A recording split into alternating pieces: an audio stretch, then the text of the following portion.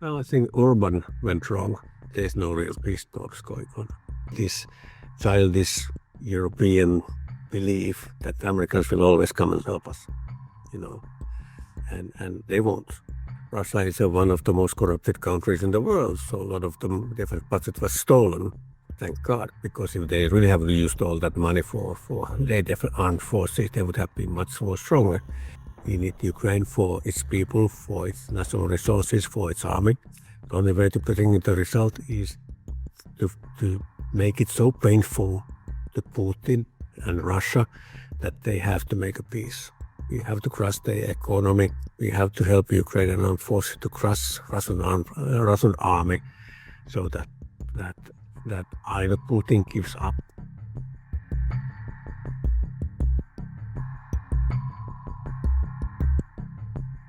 Hello everyone, my name is Anastasiia Marushevska and you're watching How Come, a series by Ukraïner International where we discuss issues that shape our world. Today we're speaking with Pekka Toveri, a member of the European Parliament and the retired general of the Army of Finland. Pekka, welcome. Thank you so much for agreeing to talk. I don't know if you remember, we met shortly when I was visiting EU last time with a little Ukrainian delegation, and we talked with you in your office. So thank you for I do. Thank you for having us at that time.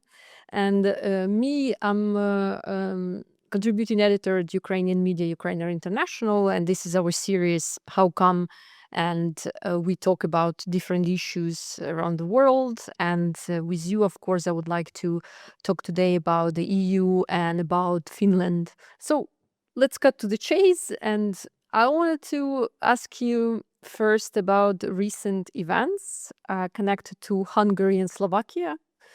If you have any thoughts on it, they threatening to cut electricity supplies to Ukraine, which is emergency electricity supplies. What should the response be to these kind of threats that EU members are doing? Because I know that Europe is talking to them, but still, are there any type of pressure points that can be used to stop this basically blackmail? Well, first of all, yes, it's outrageous that these Putin's poodles, as I call them, are on the fourth anniversary of Russian criminal attack. They stab Ukraine from the back by doing this kind of blackmail towards Ukraine and towards the rest of the EU. We shouldn't accept it, and we have tools to do it. So far, EU has been weak. We have been paying Ukraine, to Hungary especially, money, which we've been withheld because it has broken the EU regulations and rules, and we have given up to this blackmail and paid him done whatever possible to get them to allow us to support Ukraine. And this is ridiculous. We have Article 7 from our founding rules, which very clearly said that if there's a nation, a member state, which creates a threat towards the European Union and other member states through its actions, we can take the voting rights away from them.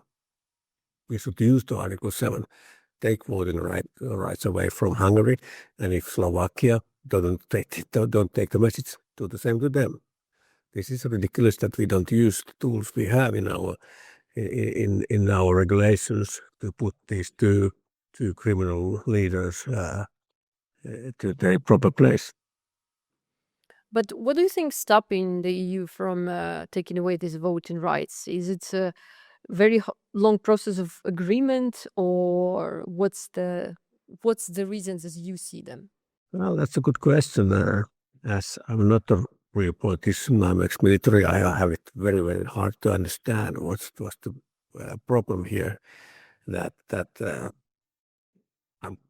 I think that many countries are afraid that this one might be become president, this would be first time we will use this kind of ruling. And next time when they are trying to do something to block EU from doing something for common goods, and they have their national interest, that we could use them again or something like this, that many countries are very hesitant on using this regulation. But I think that the pressure is increasing a lot because vast majority of the people living in the EU are in totally support of Ukraine and totally against Hungary, especially or not Hungary, but against Orban and Fico on those actions. So the pressure is increasing, and I hope that the pressure will be enough to force the member states' leadership, the council and the commission, that they make what they should have done already years ago. Yeah, I talked to many European citizens, yes, citizens of the EU, and they're really not happy with Hungary, especially countries that have been, founders of the EU somehow, and from whom Hungary benefited a lot, yeah, who contributed a lot into Hungary's development. But do you think in the future, is there any ways to hold current governments of these countries accountable for what they've been doing for the past 4 years? Yeah, there's a discussion ongoing in Parliament and also in other circles and EU institutions, that we have to react to the times we are living in. EU have to remodel its decision making, because it doesn't work in this world we are living in now, especially before the next round of enlargement, when we will have half a dozen new members, Ukraine first, Moldova, West Balkan countries. We have to have a decision-making model which works, so that one nation can sabotage our efforts to improve our defenses, our security. And that would be that when we talk about security and defense foreign policy, we should go to majority ruling instead of current anonymous voting where everybody has to agree. No, Finland has a long history of Russia's threat, and we will definitely talk about it later. And Hungary also have been, in many ways, suffered from Russian influence. What do you think went wrong in Hungary?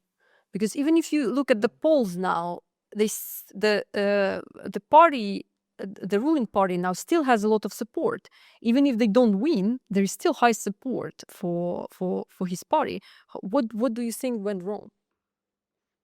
Well, I think Orban went wrong. When you look 2008, when Russia attacked Georgia, Orban was very much condemning Russian activities and demanding actions against Russia, saying that this kind of attacks can't be allowed. But a few years later, he changed his views and opinions. And main thing is that when I was a chief of military intelligence in Finland, and we were looking and are still looking very closely on the Russian economy, because economy tells what kind of armed forces they can build.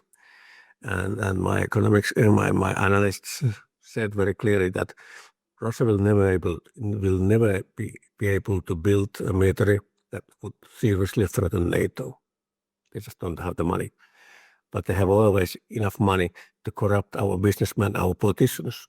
And Russia has done this very effectively for decades. So Putin bought Orban. He gave him monetary support so that he could start winning and keep winning the elections. And when the longer it went, the more and more Orban became dependent on Putin and Putin's support. And being corrupt, Orban is an authoritarian leader. All authoritarian leaders are corrupt, and they create vast corruption around them. Hungary is the most corrupted country in EU by far. So he created, as the wannabe dictators do. They create a circle of people around them who are mutually depending each other because they all share the same crime. In this time corruption, he changed the laws so that it would be easier for him to control the population because he controls the courts and so on. And then he had this base of voters supporting him, which he bought to his side. Same thing than Putin used to do before elections. That before elections, he always gave money for social welfare and pensions. Orban has done the same. And now, for example, just before the elections, which are early April, he has promised, for example, to pensioners that they will get not only 13th but even 14th month of pension.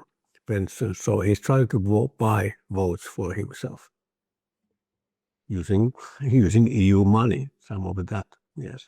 Yeah, and that's, I think, the most infuriating in all of this for European citizens, that it's actually EU money in many ways. You mentioned that you were a retired general of Finnish army, and you worked in intelligence, and for a long time, somehow Europe knew that Russia cannot build an army big enough to attack Europe.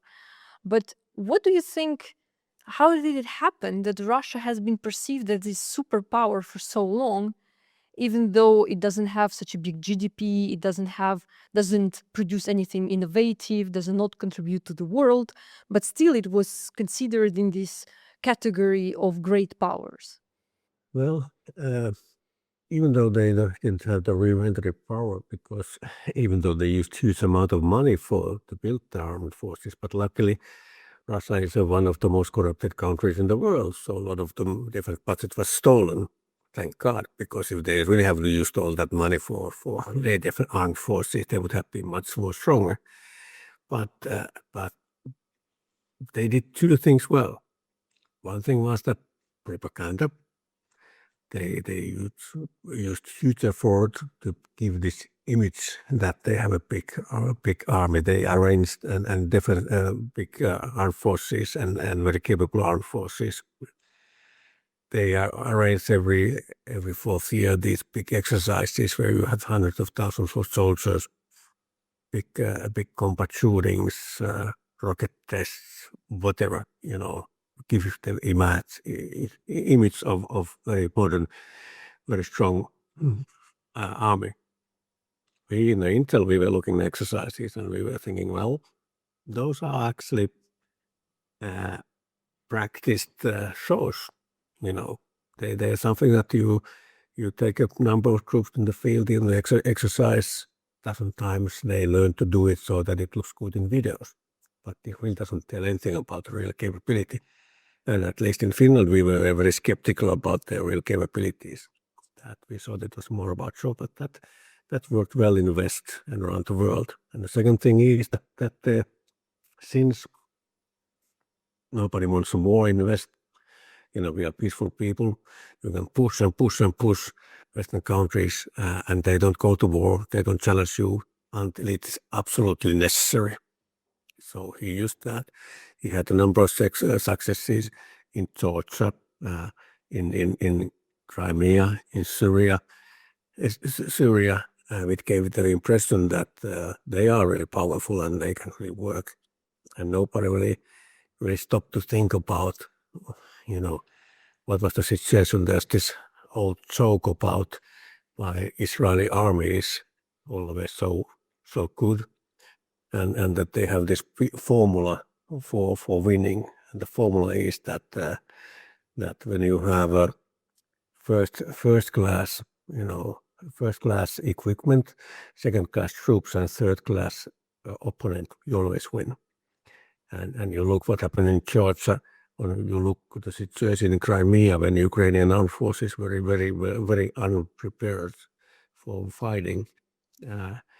So it wasn't really a test of Russian armed forces, but it gave that image for those people or the politicians who don't understand these things and don't listen to their own military experts, the image of very strong and mighty Russian armed forces. Then Ukraine showed that, well, what's the real situation? Yeah, and in Finland, there is kind of a lot of legends around a Finnish army and how capable it is and how unique the preparation of citizens even to war is.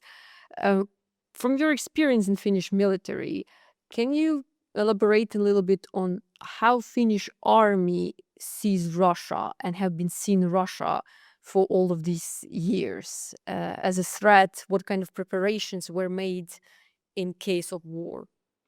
We learned, we know Russians well, or not as well as Ukrainians, but pretty well too, because we were part of the Russian Empire. And this day is not only the sad day of anniversary of Russian aggression, but it's also the first day that Finland has been independent longer than we were under Russian rule. We know Russians pretty well, and we have fought thousands of war with Russians, and we learned, especially from the Second World War, that in order to survive as a small nation with aggressive neighbor, you have to use every single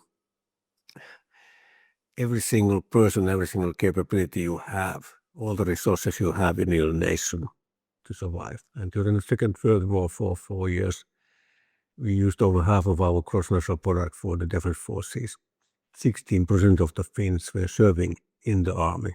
16%, which is probably one of the highest numbers in European countries participating in the war. And that stick, we understood that in order to survive a Russian attack, and every single Russian attack to Finland is existential, because we know what the Russians do to small nations. We saw what happened in Chechnya and so on, with what happened in Balkan states. So every single war with Russia is existential for the survival of the Finnish nation, culture, language, everything. Therefore, you better be prepared. And since we're a small nation, okay, we need enough soldiers, conscript service. We kept it all through the end of the Cold War. When everybody else went to professional armies, we saw that professional armies are nice, but you don't fight long wars with professional armies. You need a lot of reserves. And we prepared the whole society for possible war with Russia, because we know that even weak Russia, and that's the thing, even weak Russian armed forces are a danger to us, because we are so small, and because we know how Russia fights. For Russians, human life doesn't mean anything, not even Russian life. And we have a saying in Finland that one Finnish soldier equals 10 Russians. But what about when the 11th comes? Because they just keep on coming. So you have to be prepared for that. And we did that. Big reserve. We have this, we call it Finnish solution. We have a big reserve, big artillery, and so on. But we also have to have this, we call them spearhead capabilities. The best possible capabilities, like we have F-18 fighters with JASSM cruise missiles. We have guided TEMLARS rockets. We have very capable precision engagement capabilities for Navy. We have a very capable EW, etc., etc. So, you have a combination of these two. But then we also know that in order for the defense forces to operate, the civil society have to operate too. If civilian society, civilian infrastructure vanishes, the army can't fight. And therefore we have created the civil defense, for example. We have 950,000 shelters in Helsinki alone, where there's population is 600,000. We have all over the Finland shelters for 5 million people. And it's because by law, if you build a block of flats in Finland over 1,200 square meters, it has to have a shelter.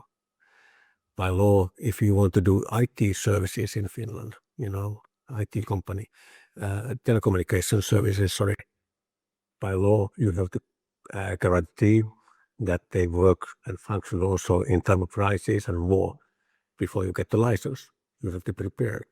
We have by law, if you want to have a pharmacy in Finland, by law you have to have a certain stockpile.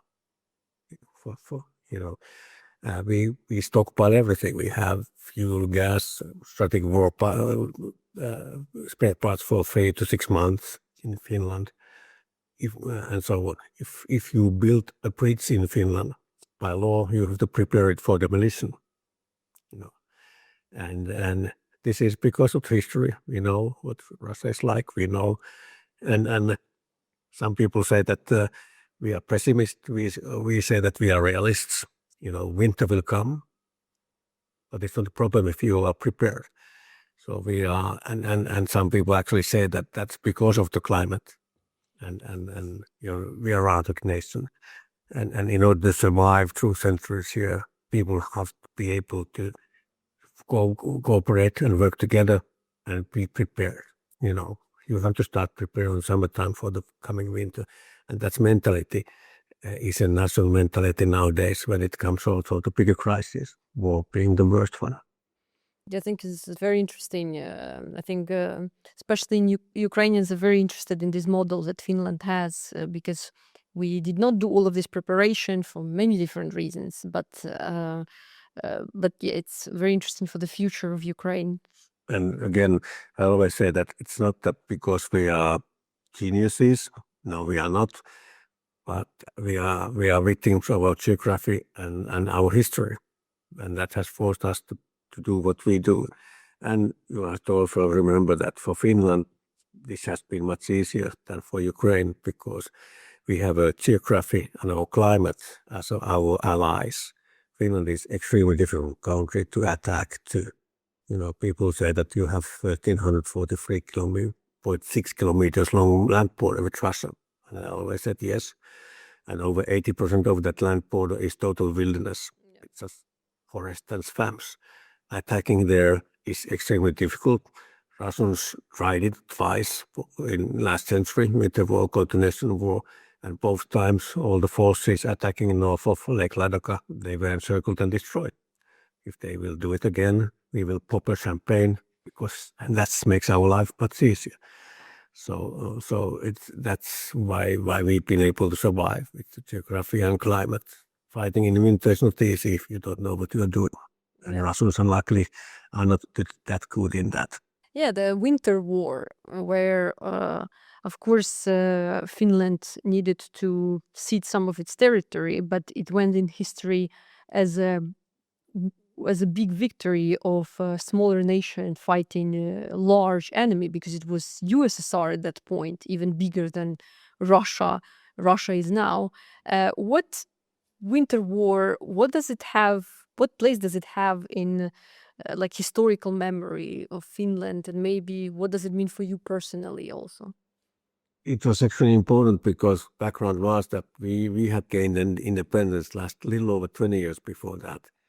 And right after independence, we had a bloody civil war because Soviets were supporting uprising of the left in Finland against the legal government we had, demanding social justice and social reform, which has already been agreed, and our parliament agreed to do this.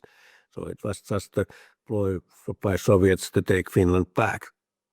But civil wars, as they also often are bloody, and that caused a lot of national trauma. And when then Russia started the Winter War and attacked us, also Soviet Union, that was very important because it united Finns. We have a common enemy. Finns knew on that point that those Reds who have fled to Soviet Union after they failed when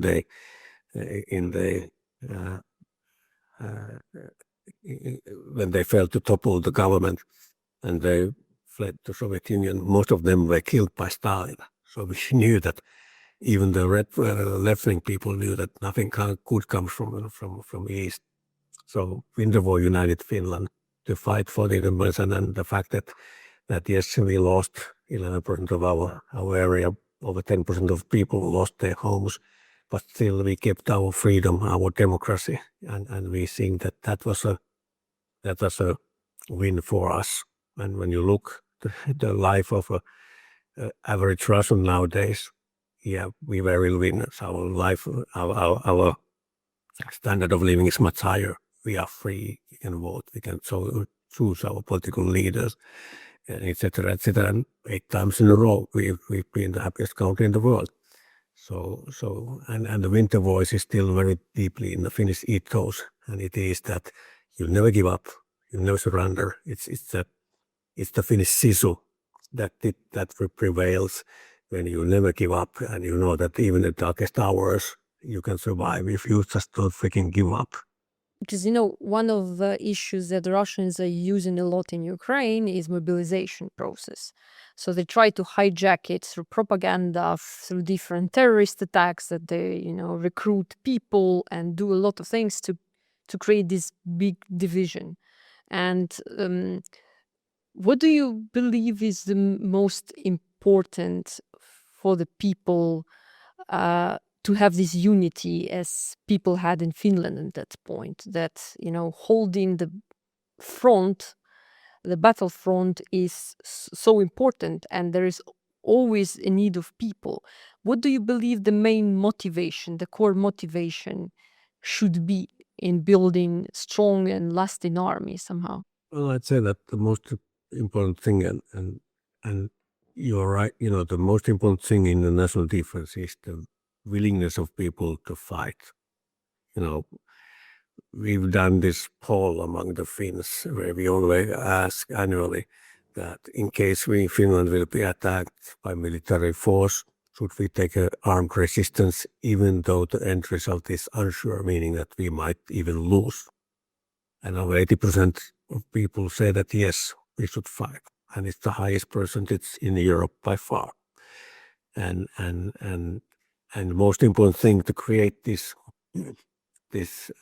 feeling is first you have to have something to defend for. Why would I go to war if I have nothing? If I'm piss poor and nobody takes care of me. So we have in Finland the differences between income, between the richest and the poorest is one of the smallest, if not smallest, in the world. We've been very good in equating the income through taxation and the government support, so that everybody is taken care of. We have practically zero homeless people in Finland, for example. It's sometimes irritating, paying so much taxes, but still, when you understand that this creates the stability in society. We don't have any threat of internal coup, anything, because people are taken care of, and they understand that this system works, and everybody has something to defend for. And then we have this national conscription, so that we have reserve. We have 1 million people in reserves. Our wartime army is only 300,000, but it means that the defense that sees every single person, every single family in Finland is participating in defense, either through military service or civil service, because by law every single Finn can be forced or told to supportive actions to war effort, whether it's work in the defense industry plan, or you take care of elderly people or whatever. So if needed, people can be forced to do that thing, but everybody understands, and we've never been forced to force people to do too much of this, because everybody understands that this is our joint idea. This is something common. Everybody have to participate in order to protect something which we all see that is, we have so much to lose. And it's a bit, the attitude in Finland when we are looking at the war in Ukraine. The attitude in Finland is pretty much that, well, even the best, even the worst day in the front lines would be better than the best day under our Russian occupation. We just don't want that. Yes, that's for sure. And when you talk about Finland, or even we look about what place Ukraine now have in the world, being kind of in center of many events, and Prime Minister of Canada, he spoke at Davos about this power of middle, the strengths of middle powers, somehow refusing this idea of polarized world where there is sphere of influence, which Russia, China, and the current Trump administration also pushing somehow. What do you think? How do you see this? Are we going to this new world order where there is no sphere of influence, but kind of a collaboration between strong middle powers, or maybe there is some other idea that you have on what kind of world order we need to build? We always say that the old world order doesn't exist anymore. So what is the new one? Yeah. Well, definitely, we are living in a era of big power competition, and the world order is changing. And I like to read history a lot, and what people don't understand, that this is nothing new. When you think what it was like 100 years ago, in the end of 1920s, in 1930s in Europe, suddenly in Germany, in the cradle of the European civilization, they are burning books on bonfires, and they have this dictator starting to kill Jews. What's going on? We have dictatorship popped up all over Europe, in Baltic states.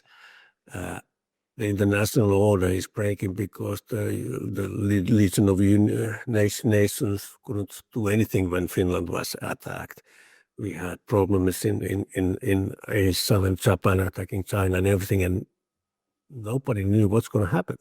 And we are in the same situation now. World is changing. We will have a new world order. Everybody's talking about possible war with Russia, and nobody knows what's going to happen. And in this world of where big powers take what they want by force, either using economic force or military force, our only way to survive as a Europe is to be stronger economically, be stronger militarily, and start defending ourselves, start being a bit tougher, and work better together. And that's why I see that we have to build stronger EU. We need Ukraine. We need Ukraine for its people, for its national resources, for its army, to be a part of the European Union and NATO. We have to build stronger NATO, especially the European NATO, so that they can handle these things with the United States. On long term, we have to remember that Trump is not America. He doesn't represent American people. When you look at the polls, vast majority of American people want to support Ukraine. Vast majority of American people see Russia as a threat and don't trust Putin. But we just happen to have now this current president who is corrupt and greedy, and Putin knows people like himself who are corrupt and greedy, and now he tries to buy Trump to his side by offering these ridiculous $12 trillion deals from a nation which gross national product is 2.5 trillion. It's a ridiculous. Anybody, 7-year-old mathematics skills would tell you that that's not going to work. But Trump is so greedy and blinded by his greediness that he don't understand that he is fooled. But he will go away, and we will have a new administration in the United States. He will probably lose the midterms, after which we see a lame duck, and we will have a new American president.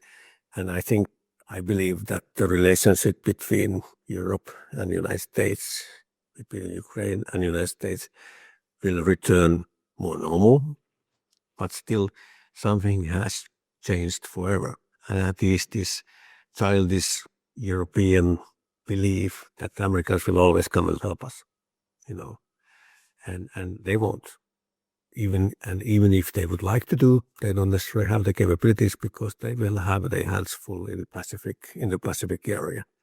So we in Europe have to grow up and start taking better care of our businesses and our interests, and that's totally possible. We have people. We have 500 million people We have big economy, we have innovation, and we have something to defend for in the whole Europe. We have still the freedoms here, which even the United States are having a problem to safeguarding the freedoms of their people. So yes, we are living in turmoil. We have to create a new world order, and I think that the basis for this world order, from our point of view, should be stronger EU and better cooperation with, as Prime Minister kind of said, better cooperation between the middle-sized countries. So EU have to work better with and closer with Canada, with Australia, with Japan, South Korea. We have to create our own new trade and military alliance, which gives us the safety which we need. And again, for European future, it's crucial that Ukraine will become a member of that. Yeah, thank you for this. I actually talking about Ukraine as a future part of the EU. You mentioned, you said shortly, what is the benefit for Europe to have Ukraine as part of the European Union. But what obstacles do you see on this path, whether internally in Ukraine or externally in Europe, if there are some obstacles? Of course, currently we have certain obstacles like Hungary and Slovakia. I think that I'm pretty sure that the Hungarian obstacle will be tackled this April when they have elections. I think that will tell a message to Fico that because even in Slovakia, the people are not really anti-Ukrainian. It's just to feel that the leadership. But of course, in order to Ukraine to become a member of EU, Ukraine has to fulfill the requirements. There's a lot of internal changes you have to do in your administration, political system, economy, etc., so that you can be fully fledged member of EU. And I know that Ukraine, since I'm chair of the Ukraine delegation, I know how hard Ukraine is working. And even when you are under attack constantly, almost every night, you've been able to do a lot of those reforms that you require. And if you would have a ceasefire, I know that in very fast way, Ukraine could do all the required changes so that you could fulfill the requirements to become a EU member. But of course, the biggest thing, the biggest optics in Europe, which is used against Ukrainian membership, is the corruption, because those are always in the headlines that Ukraine has a problem with corruption, which you have to deal. And the difference I've noticed when we talk about these things, that it's easy to talk with our Ukrainian counterparts about this, because when we say that, well, there's this corruption, our Ukrainian counterparts in the government and administration are, yes, we have, and we want to tackle it, and please help us to tackle it. And what people always forget is that the fact that you have this news coming out about corrupt cases, it tells that the system is working. There's investigation ongoing, and you have independent authorities who investigate these things. You have independent prosecutors who prosecute this, and you have courts which they'll deal with issues. And the fact that even people who are close to the president can be arrested and prosecuted tells that system works. So we have a good. I believe that Ukraine will deal with this problem, and especially since you've been fighting bloody war, and thousands of Ukrainians have lost their life to defend Ukraine and its democracy. I think that people's tolerance to any corruption in high places or lower places have gone down a lot, and that's very important that you have the popular support, that people demand this from the political leadership to tackle. So it makes EU's role much easier in this, because in the end it's Ukrainian problem and Ukrainian only Ukrainians can handle this and make vanish. But again, you are in the right track. You are working on a lot on that, and I'm sure that this is something we can handle, or you can handle. I wanted to ask. We hear a lot about peace talks, of course, yeah, which are mostly facilitated by the United States.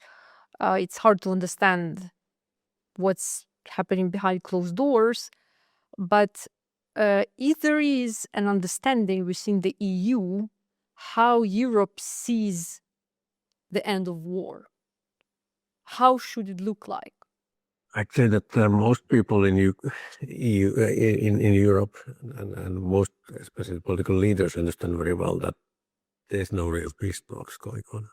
This is Putin don't want peace. He still believes that he can win this war by sacrificing enough of his own people and killing enough Ukrainian civilians that finally crushing Ukraine's willingness to fight, and he will get what he wants. And his ambition to take whole of Ukraine has gone anywhere.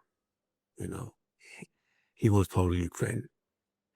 So he really don't want peace, and he's just playing time with Trump, using his greediness and the fact that his negotiators are either idiots who don't know about anything what's going on, or they are equally corrupted and trying to make businesses with Russia instead of making peace. So there's not going to be any peace negotiation which would bring us a result. The only way to bring the result is to make it so painful to Putin and Russia that they have to make a peace. We have to crush the economy. We have to help Ukrainian armed forces to crush Russian army, so that either Putin gives up because or he will be taken away, and he will be replaced by somebody else. Putin don't want the peace because he knows that if he makes a peace with current situation, that all the thing he can show as a reward for the sacrificing over 300 or 400,000 soldiers is that you'll get a couple of thousand square kilometers of ruins in eastern Ukraine. He would lose his power, and that's why he continues war. He's a prisoner of his own war. So we have to make it so painful to whole Russia and people around Putin so that they will take care of this issue and replace Putin or force him to make peace. That's the only way.